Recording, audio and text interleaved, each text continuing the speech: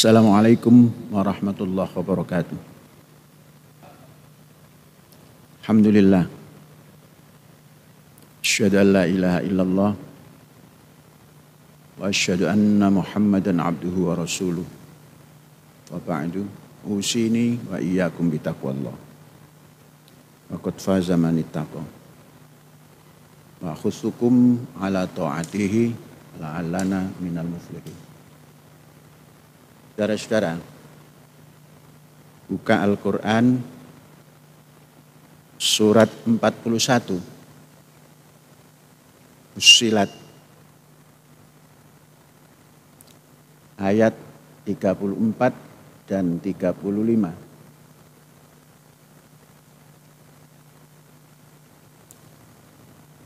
Ayat 34 dan 35. Suratnya 41, ayatnya 34 dan 35. Sudah ketemu? Ya, saya bacakan. A'udzubillahi minasyaitonirrajim. Wala tastawi al-hasanatu walas sayyi'ah.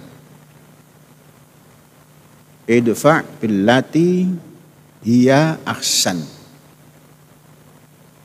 Fa idzal ladzi bainaka wa bainahu adawatun ka'annahu waliyyun hamim.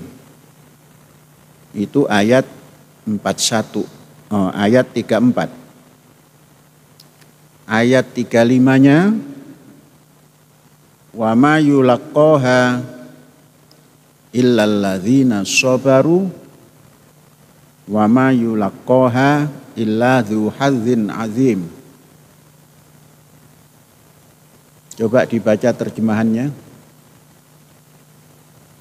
Ustaz Abdul Halim, baca. Berdiri.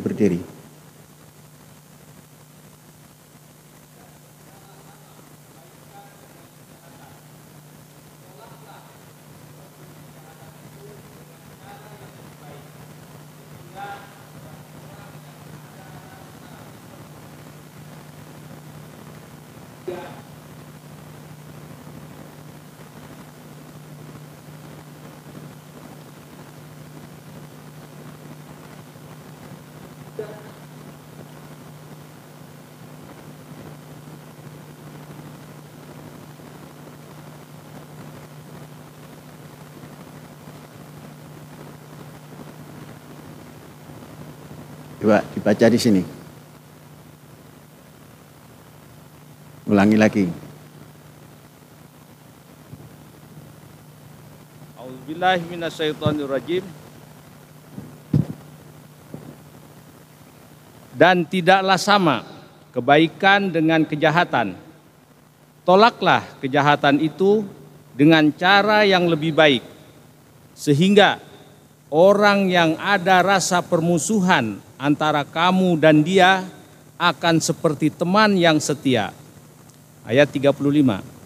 Dan sifat-sifat yang baik itu tidak akan dianugerahkan kecuali kepada orang-orang yang sabar, dan tidak dianugerahkan kecuali kepada orang-orang yang mempunyai keberuntungan yang besar. Walhamdulillah. Ya. Ini ayat ditujukan kepada siapapun umat manusia, bahwa di dalam kehidupan itu ada nilai baik, ada perilaku baik, ada aktivitas baik, dan sebaliknya juga dalam hidup ini ada nilai tidak baik, aktivitas tidak baik, dan perilaku tidak baik. Jadi dua ini selalu bergandengan dalam kehidupan umat manusia. Kemudian bagaimana cara untuk menghadapi kejahatan dan kejelekan?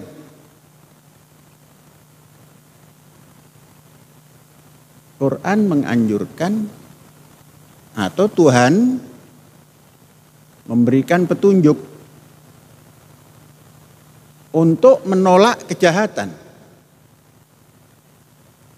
untuk menentang kejahatan dan turunannya dengan cara yang terbaik. Jadi tidak boleh sekedar dengan cara baik, terbaik. Jadi kalau ada jahat, menolaknya, kasarnya melawannya, itu harus cara yang terbaik. Kalau kejahatan itu berbentuk aktivitas, maka aktivitas yang untuk menolak itu harus aktivitas yang terbaik. Nah, ini satu metode menghadapi kejahatan. Kalau dengan cara yang terbaik itu, maka pada proses perjalanannya, siapapun yang mampu menampilkan sesuatu yang terbaik untuk menghadapi kejahatan, kejelekan, dan turunannya, kalau seperti itu, maka dalam perjalanannya nanti siapapun yang menampilkan kejahatan, siapapun yang menampilkan kejelekan, itu akan bisa menemukan sesuatu sehingga bisa merubah tampilannya yang jahat, perilakunya yang jahat, perbuatannya yang jahat menjadi berbalik. Dan tatkala berbalik, siapapun yang berbuat baik tadi atau membawa kebaikan tadi, dia akan diikuti.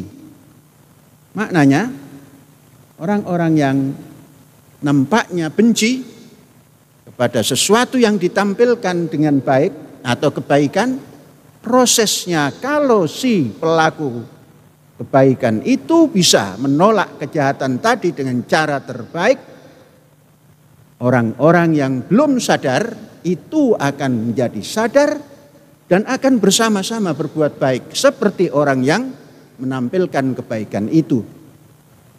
Ini teori ilahiyah. Kalau dilakukan dalam kehidupan sosial keseharian, dalam bentuk apapun, ini akan terjadi. Namun saudara-saudara, untuk tampil seperti itu, ini perlu punya wadah. Agar orang itu bisa tampil dengan baik, itu harus punya wadah. Wadahnya itu adalah kesabaran. Tanpa sabar, tidak bisa tampil dengan baik itu. Kenapa? Karena kebaikan dan ditampilkan dengan cara yang terbaik untuk mengatasi kejahatan, itu perbuatan lumayan beratnya. Maka hanya bisa dilakukan oleh orang yang mendapatkan kesabaran, memiliki kesabaran. Dan juga tidak akan bisa hanya sabar saja. Ada diberikan pada orang yang memiliki hadzun azim. Hadzun azim itu boleh diterjemahkan jiwa besar. Jadi sabar itu harus diikuti dengan jiwa besar. Kalau sabar tanpa diikuti jiwa besar, itu akan runtuh juga.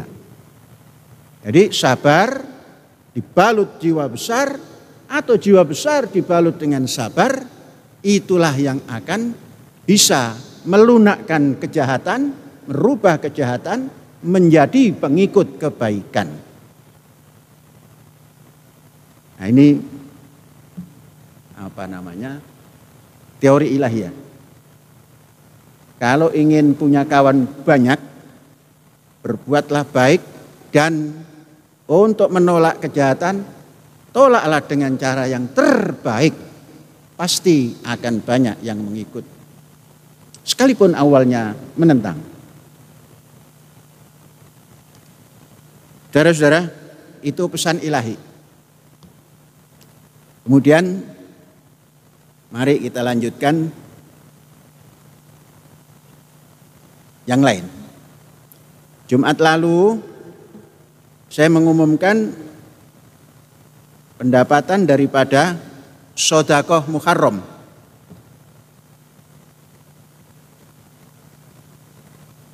Ini ada revisi. Apa revisinya? Pada awal disampaikan 1,9 sekian. Kemudian setelah dihitung, waktu diumumkan itu belum dihitung. Setelah dihitung, ada satu amplop. Dihitung 2 kali. Amplop itu jumlahnya 21.100.000. Dihitung 2 kali. Maka sesungguhnya kalau Jumat lalu diumumkan 1.914.545.000, maka menjadi 1.893.445.000.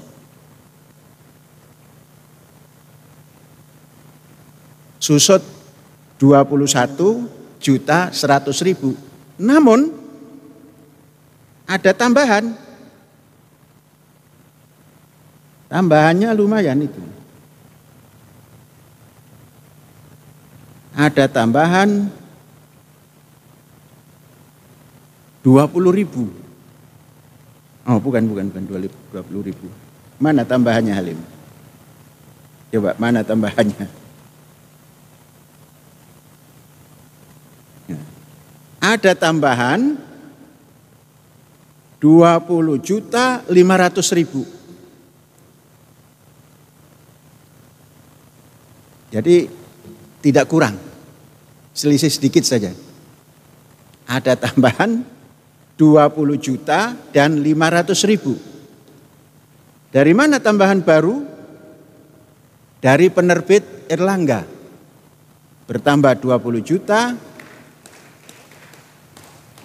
Dan dari Bali 500.000. Kurang 21.100.000, nambah 20.500.000. Selisih sedikit saja.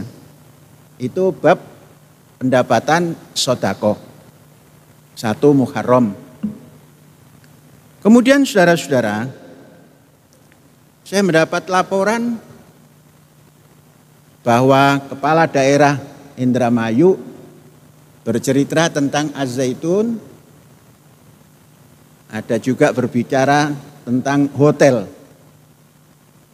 Sesungguhnya Az-Zaitun tidak punya hotel, hanya punya wisma tamu yang diperuntukkan untuk tamu Az-Zaitun, untuk wali santri tatkala berkunjung dan ingin menginap.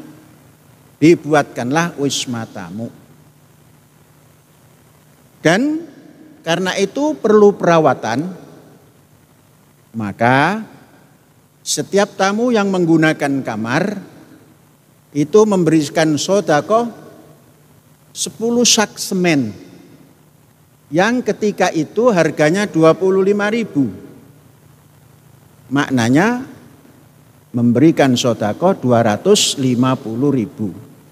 Pada tahun 1999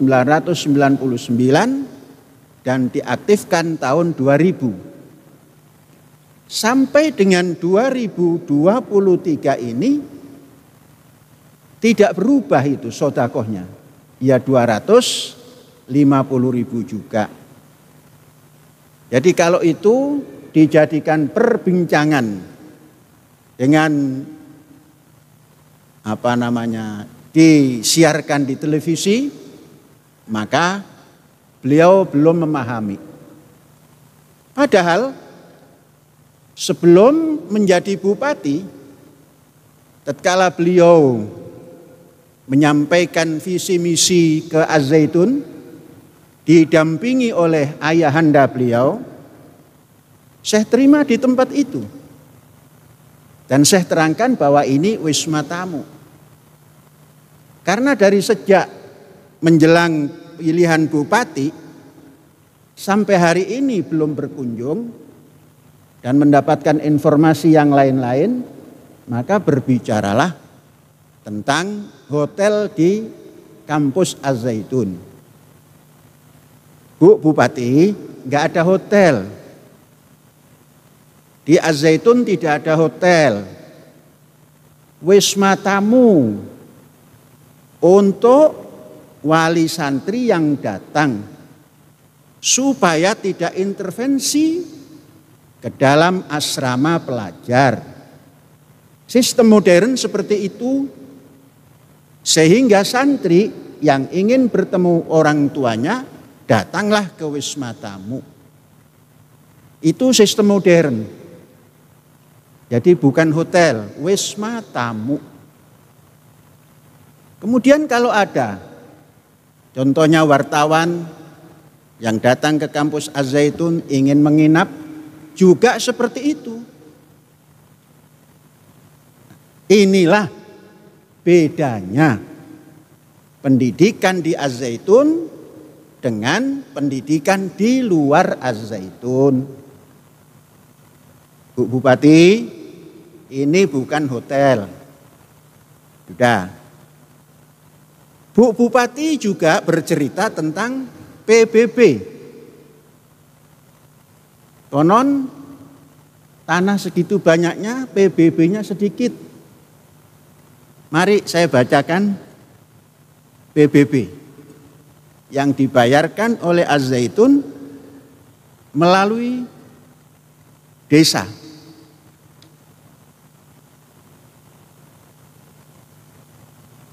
Dari tahun 18 sampai 22.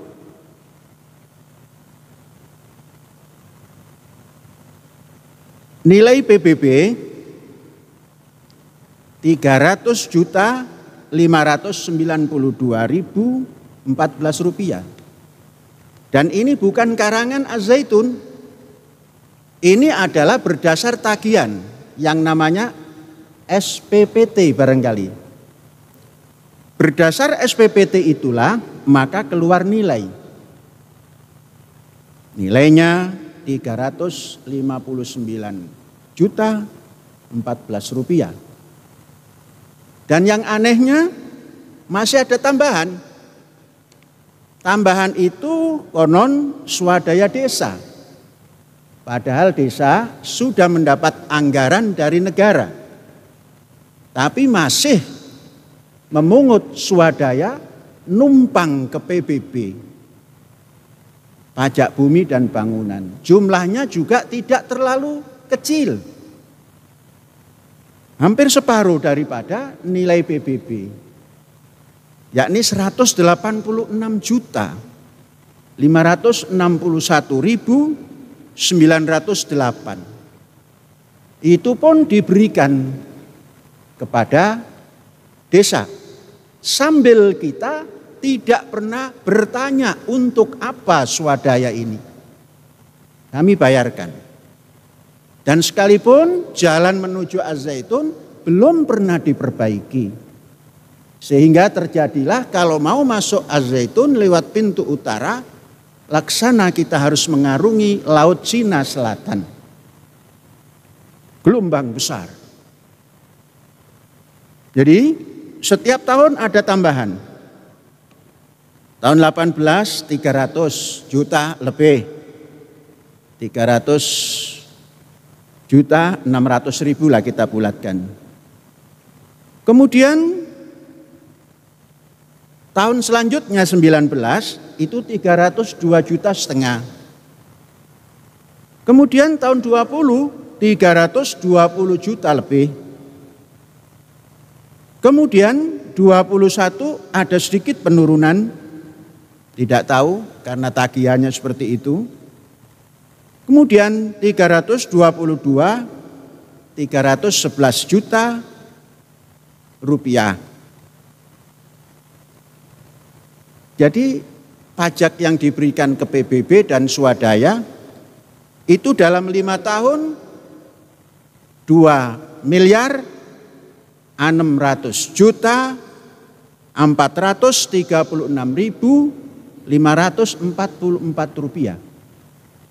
Bukan jumlah yang kecil. Ini selama 5 tahun.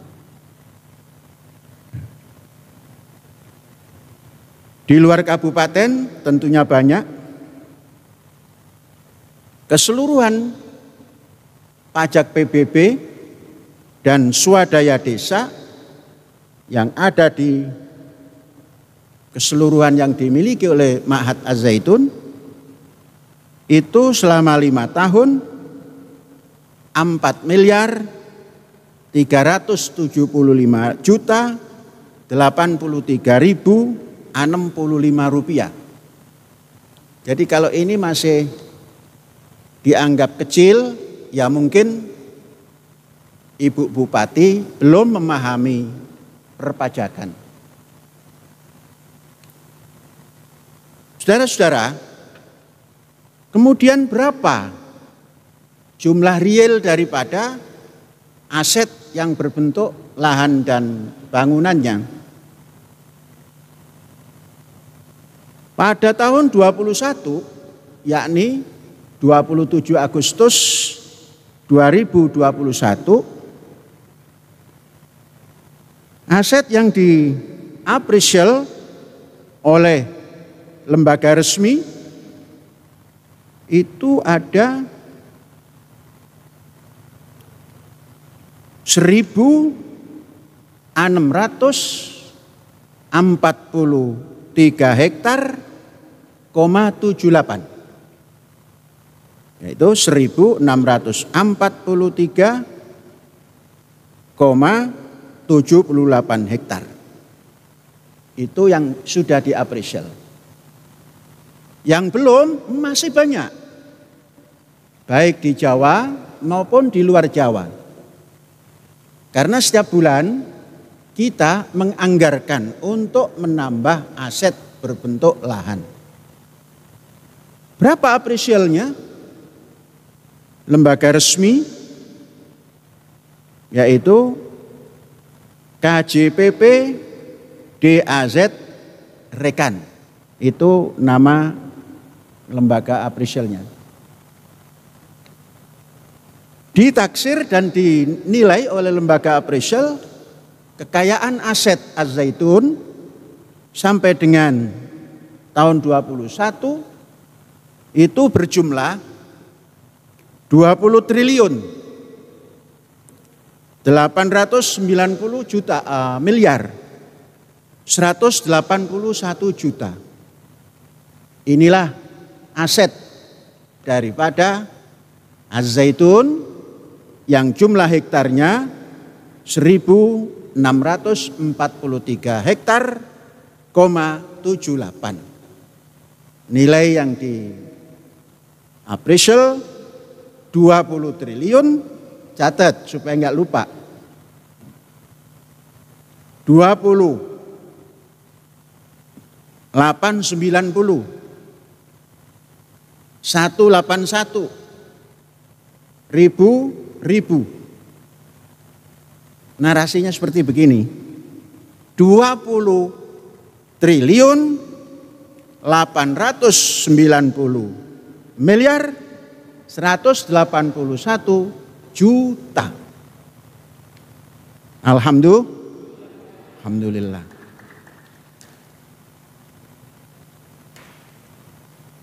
Kemudian ada orang yang melaporkan bahwa kita menyelewengkan zakat dan fitrah.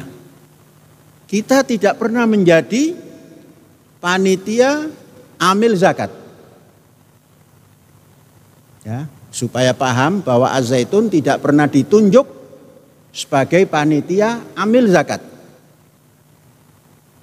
Kan ada itu panitianya secara nasional dan daerah dan kecamatan. Namun Az-Zaitun dalam setiap Ramadan mengadakan gerakan Ramadan, yang kita istilahkan harokah Ramadan. Dan setiap Dzulhijjah itu kita mengadakan harokah Al-Qurban. Dalam 5 tahun itu harokah Ramadan kita dapatkan dari tahun 19 sampai 23 14 miliar 583 juta 697,91 rupiah. Jadi 14 583 369 091.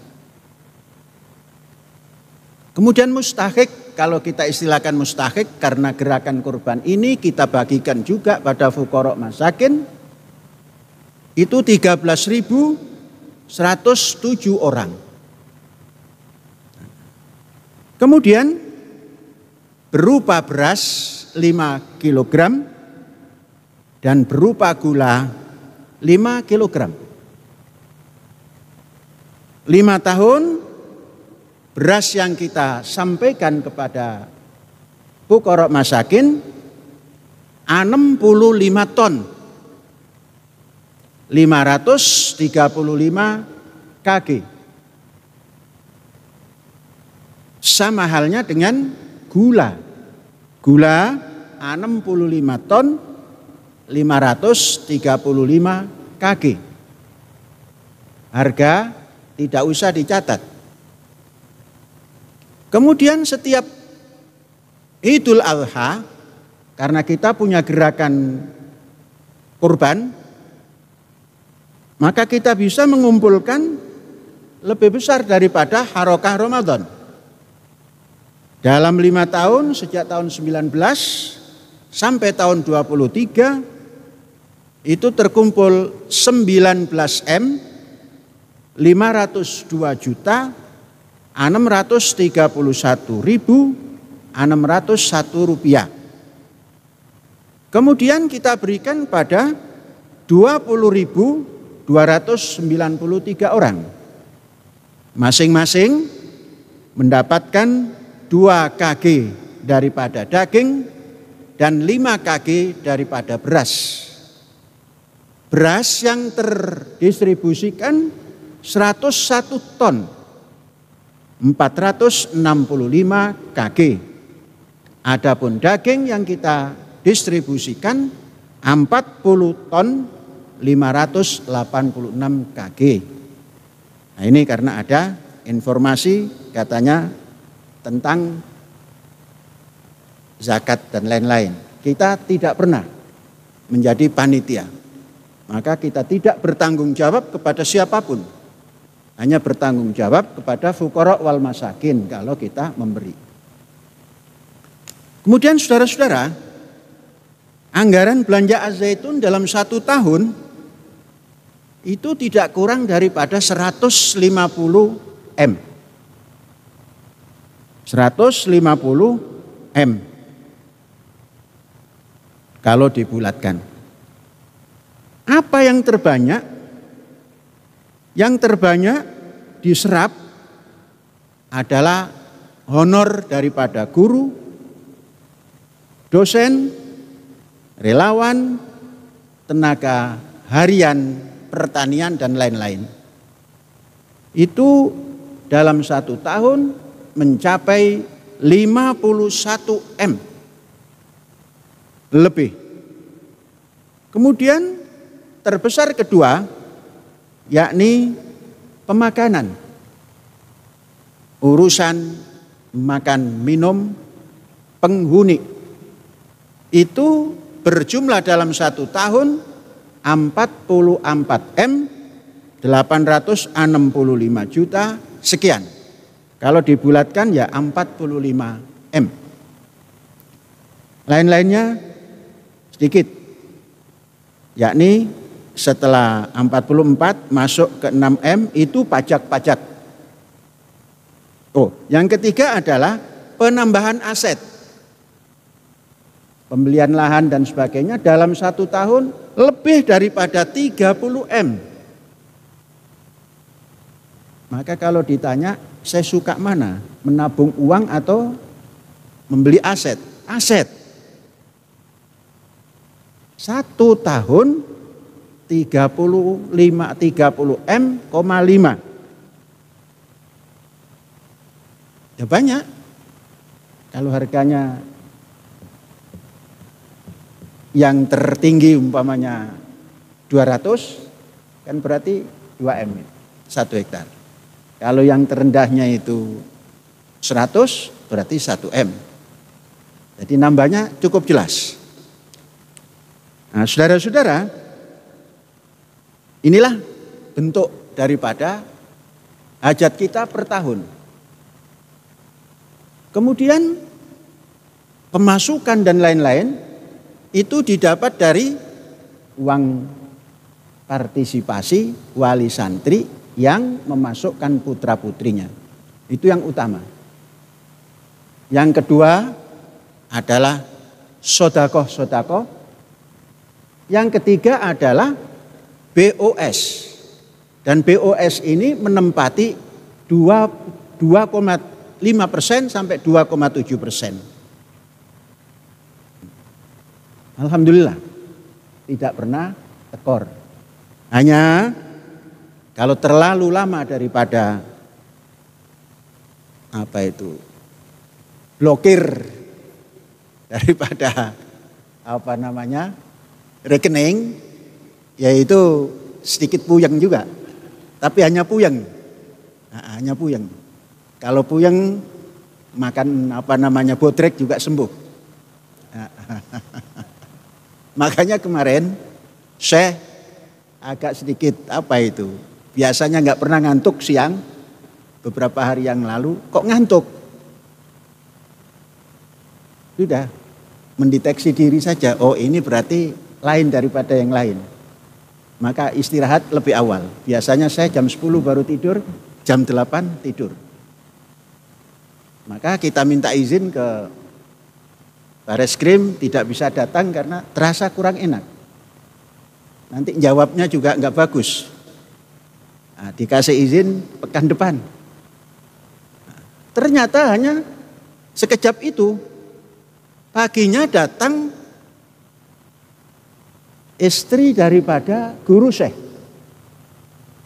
Syekh itu punya guru, punya kawan, punya pemimpin. Itu namanya Nurholis Majid. Istri dari beliau, karena beliau sudah wafat, juga sudah uzur karena tidak bisa jalan kaki terlalu lama, itu datang. Melihat kawan Cak Nur dikuyo-kuyo, datang beliau sambil tertatih-tatih jalan kaki. Dek, gimana kabarnya?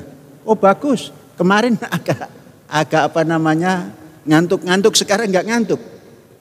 Apa sakit? Seperti, tapi ternyata tidur lebih cepat, sudah hilang lagi dan ketemu Nyai. Artinya istri daripada guru kita. Semangat lagi. Ngobrol panjang, cerita nostalgia, bagaimana Cak Nur, kami manggilnya Cak dari dulu. Ketika di Ciputat, Cak Nur menulis skripsi, saya baru tahun pertama. Karena Cak Nur itu nyobonya itu di perpustakaan, saya juga ikut. Ikut biasa seperti Cak Nur juga, selalu ke perpustakaan. Mata kuliah yang tidak disukai oleh Syekh, itu minta izin pada dosen, terus ke perpustakaan. Apa yang tidak disukai waktu kuliah? Pelajaran fikih. Karena itu lagi yang diajarkan. Kemudian yang ngajar tidak terlalu menguasai kitab yang diajarkan. Maka saya minta izin, Bu, saya minta izin, boleh enggak? Bagaimana? Untuk apa? Katanya.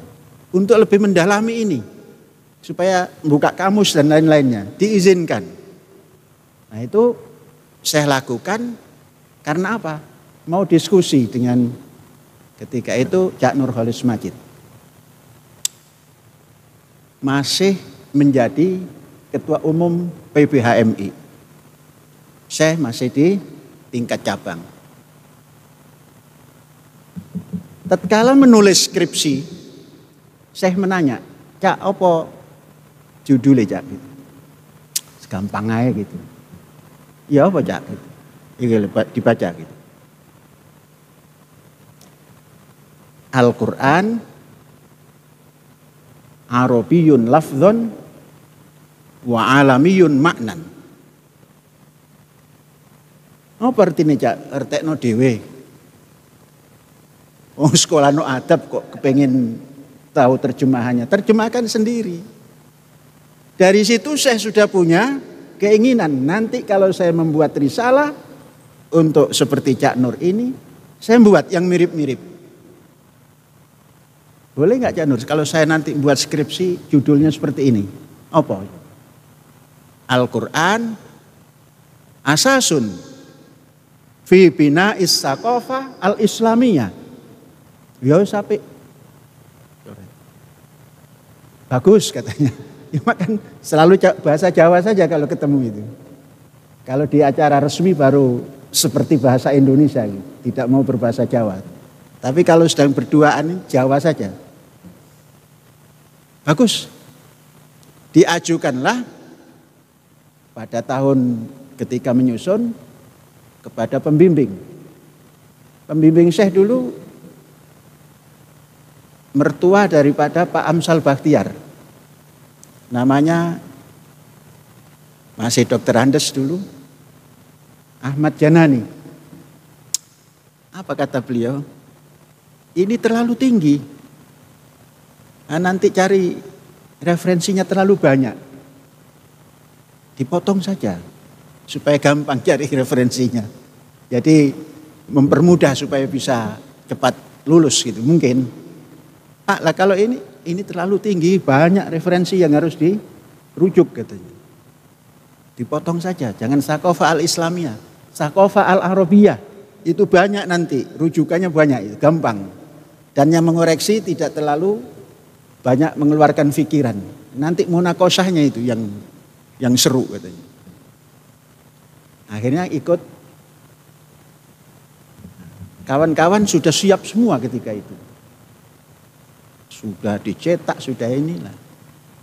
Ada satu kawan, ente nggak lulus ente sampai sekarang kok belum nulis, belum apa gitu.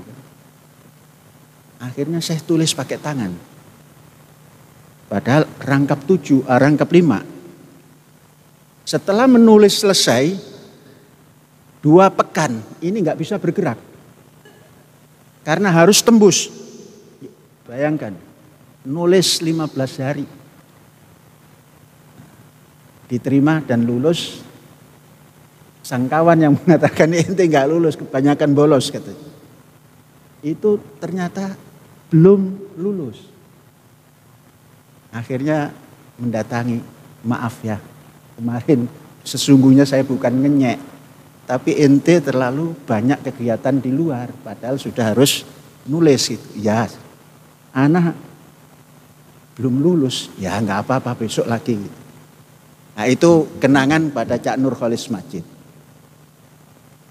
Akhirnya masing-masing bergerak sendiri-sendiri.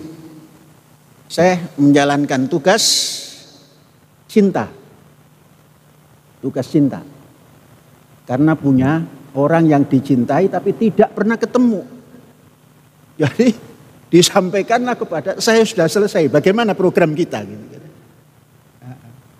Ketika itu datanglah orang tua beliau menengok saya datang ke kos-kosannya.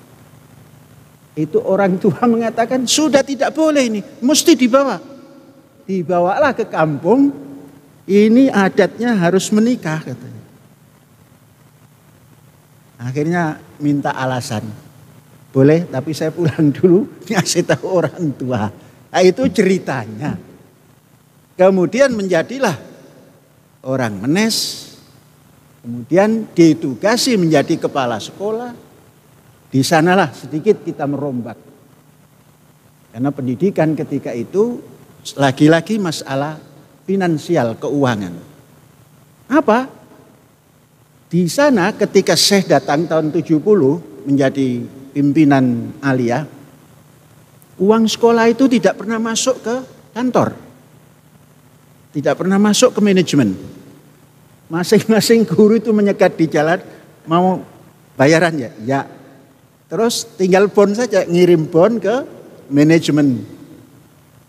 Begitu terus. Akhirnya Syekh mengambil sistem baru, diajak semuanya dan terjadilah tarkis uang sekolah. Uang sekolah disentralisir dan mulailah terdistribusikan kepada guru. Saudara-saudara tahu, tahun 70 honor Syekh itu Rp2.000. Sampai tahun 71 masih Rp2.000. Harga SGM, anak Syekh yang pertama, itu minumnya banyak SGM itu. Harga SGM 2.000 itu hanya dapat 3 kaleng. Tapi Syekh berani hidup. Jadi berani hidup, jangan takut mati. Takut mati, jangan hidup. Takut hidup, mati saja. Itu diterangkan. Diterangkan pada pasangan Syekh. Jadi semangat juga hidup. Walaupun gajinya cuma Rp2.000 alias 3 kaleng SGM. Mengalami itu memang tidak enak. Hanya cukup 3 SGM. Sedangkan pendapatan Ummi Syekh itu banyak. Ada rasa bagaimana Syekh kok dibiayai hidupnya oleh sang istri. Wah, di situ bergerak. Akhirnya menguasai pertanian di tempat itu. Tidak punya tanah, tapi bisa menguasai pertanian. Gimana caranya? Yang Rp2.000 itu bisa menyewa 5 petak sawah tanpa ukurannya. Nanti diukur 12 petak itu 1 hektar. Dari situ mulai. Akhirnya tiap bulan menyewa.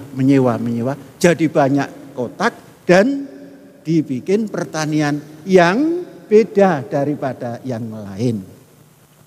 Sampai sekarang ya seperti itu. Maka orang bertanya, dari mana dananya? Ya begitulah cerita. Nah, jadi mudah-mudahan Bu Bupati ya mendengarlah paling tidak. Sehingga tidak ikut-ikut. Di sebelah sana marah, Ibu Bupati marah. Di sebelah sana boykot, rekening itu, blokir. Di sini menutup, Singgalang ditutup. Tanpa ada berita apa-apa, tutup. Jadi rame-rame.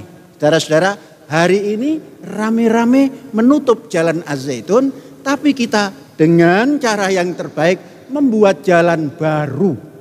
Jalan kehidupan. Jangan pernah khawatir.